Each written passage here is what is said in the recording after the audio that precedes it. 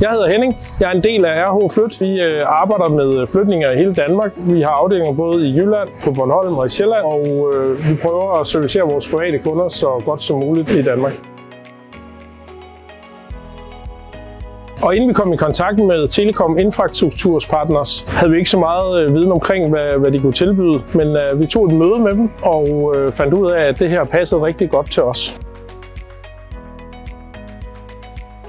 Vi fandt ud af, at vi kunne få lidt større pengebeløb udbetalt upfront, så vi ikke skulle gå og vente på de her månedlige betalinger. Så synes vi, det lød meget interessant, fordi vi havde nogle forbedringer, vi gerne ville have lavet i ejendommen. Det gjorde det muligt i forhold til, at vi fik pengebeløbet udbetalt af én gang. Fra første møde med Kim til at pengene stod på kontoen, der gik små 14 dage, så det var en ret hurtig proces og gjorde det nemt og behageligt for os at være i. Tip var rigtig gode til at guide os igennem forløbet om, hvor meget vi skulle gøre og hvor meget der skulle udfyldes. Kontrakten var meget grundigt skrevet, så der var ikke så meget at være i tvivl om.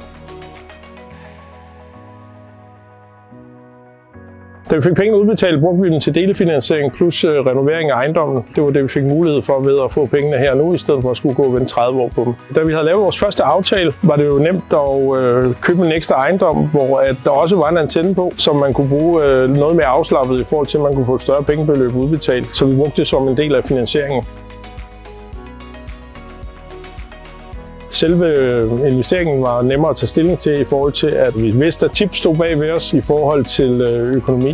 Det er jo sjovt, efter vi har været i kontakt med Tip, så kører man og holder øje med, hvor antennerne står, og har stadigvæk lyst til eventuelt at købe en ejendom, hvor der står en antenne, hvor man kan få nogle penge fri og have en ejendom til et lavt beløb. Selvfølgelig skal man have et gøremål med ejendommen, men nogle gange kan man leje den ud, man kan bruge den som en investering. Der er mange muligheder i forhold til, at man kan få et ret stort kontantbeløb udbetalt til hjælp af finansiering eller modernisering, eller hvad man har tænkt sig at bruge dem til. Jeg kan varmt anbefale at tage et møde med Tip og se, hvad det her kan gøre for jer. Måske passer det også ind i jeres, som det har passet ind i vores. Vi har fået nogle penge fri, som vi har kunnet bruge til nogle ting, som har gjort vores ejendom mere værd i dag og i fremtiden.